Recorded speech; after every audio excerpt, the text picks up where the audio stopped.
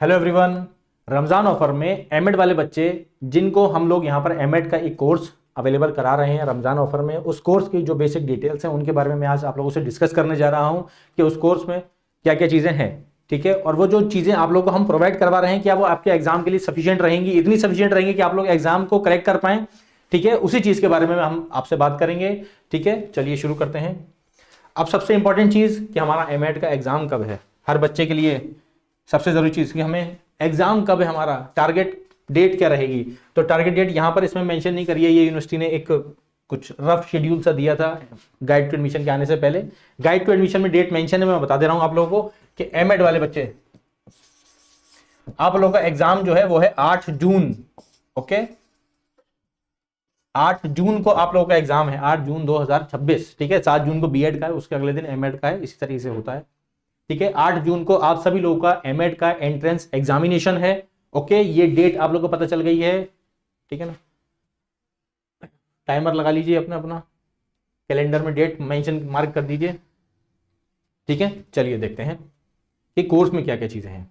Guide to admission के according जो paper pattern दे रखा है वो बताता हूं मैं, और किस तरीके से हमें कोर्स को या जो भी हमारा सिलेबस है उसे अप्रोच करना है वो बताता हूं। तो आप पहले तो ये देखिए कि पेपर पैटर्न क्या है।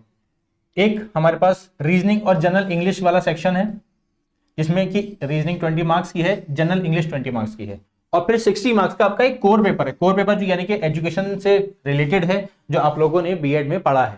Fundamental of educational philosophy and sociology, educational psychology, current problems of Indian education.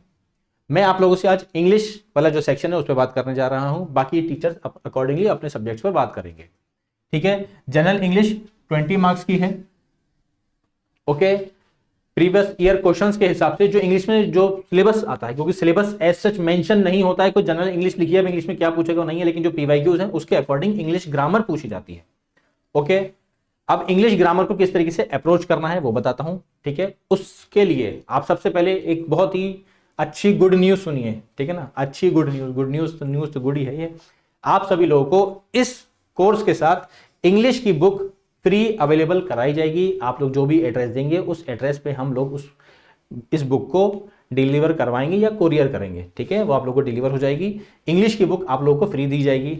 अब आप लोगों का वे ऑफ अप्रोच क्या रहना चाहिए, वो वे ऑफ अप्रोच जो रहेगा वो इस तरीके से रहेगा कि इस कोर्स में आप लोगों को इंग्लिश की 50+ वीडियोस मिलेंगी, जिसमें के सारे टॉपिक्स कह लीजिए या सारे चैप्टर्स कह लीजिए वो बेसिक टू एडवांस अच्छे तरीके से, पूरे बढ़िया तरीके से एक्सप्लेन किए गए हैं। और उन चैप्टर्स को पढ़ने के बाद आप लोगों को किसी तरीके का कोई कंफ्यूजन नहीं रहेगा।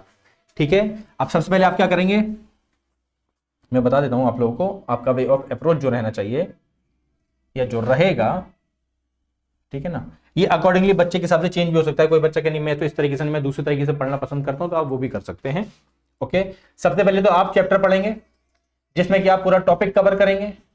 फिर उसी चैप्टर से रिलेटेड मैंने YouTube पर प्रैक्टिस सेशंस ले रखे हैं बहुत सारे। ओके, लास्ट ईयर भी लिए थे, इस साल भी लिए हैं। जो YouTube पर प्रैक्टिस सेशंस लिए हैं वो बहुत बहुत ज्यादा इंपॉर्टेंट है, क्योंकि उसमें यह पता चलता है कि चैप्टर से क्वेश्चन किस तरीके से बनते हैं।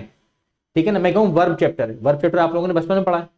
अब जब इतना वर्ब इजी चैप्टर है तो उससे में ऐसा क्या हो जाता है कि जो एमएड के एंट्रेंस में आने वाला है, ठीक है ना, एमएड यानी कि अच्छा खासा मास्टर्स लेवल का आपका एक एंट्रेंस एग्जामिनेशन है, तो उसमें वर्ब से ऐसा क्या पूछ लेगा जो बच्चा कंफ्यूज हो जाएगा, या जो इंग्लिश में बच्चे जो है नंबर कम ला पाते हैं, वो यहां पर पता चलेगा कि चैप्टर्स से क्वेश्चन एंट्रेंस एग्जामिनेशन में किस लेवल के बनते हैं जो बच्चे को कंफ्यूज करते हैं और बच्चा गलत करके आता है।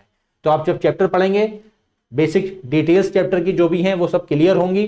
फिर यूट्यूब पे जो प्रैक्टिस सेशन देखेंगे वो ये बताएगा आप लोगों को कि पेपर में जो क्वेश्चंस आते हैं वो किस तरीके से बनते हैं, और वे ऑफ अप्रोच मैंने बताया है सब वीडियोस में कि किस तरीके से क्वेश्चन को पढ़ना है, क्या सोचना है अपने दिमाग में, और किस तरीके से सॉल्व करना है।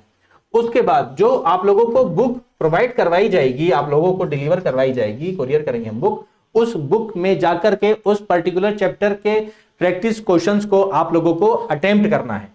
ठीक है, वे ऑफ अप्रोच आप लोगों का यही रहना चाहिए। मैं ये नहीं कह रहा हूं कि सब बच्चे ऐसा ही करें, कुछ बच्चों के अपने अपने माइंड से, अपना अपना दिमाग है, अपना अपना वे ऑफ अप्रोच अलग है, जो कि उनको इजी लगता है और ज्यादा अच्छे तरीके से चीजें समझ में आती हैं, ज्यादा जल्दी समझ में आती हैं, तो आप वो भी अप्लाई कर सकते हैं। ठीक है, चैप्टर पढ़ा हमने, यूट्यूब पे प्रैक्टिस सेशन देखे, फिर हम लोगों ने बुक से जाकर के क्वेश्चंस की प्रैक्टिस करी। अब सबसे बड़ी चीज कि ये जो बैच है हमारा, इसको हम लोग किस तरीके से अवेल कर सकते हैं, कैसे ले सकते हैं। तो जो हमारा एप्लीकेशन है एल्यूरिंग शिक्षा द्वार,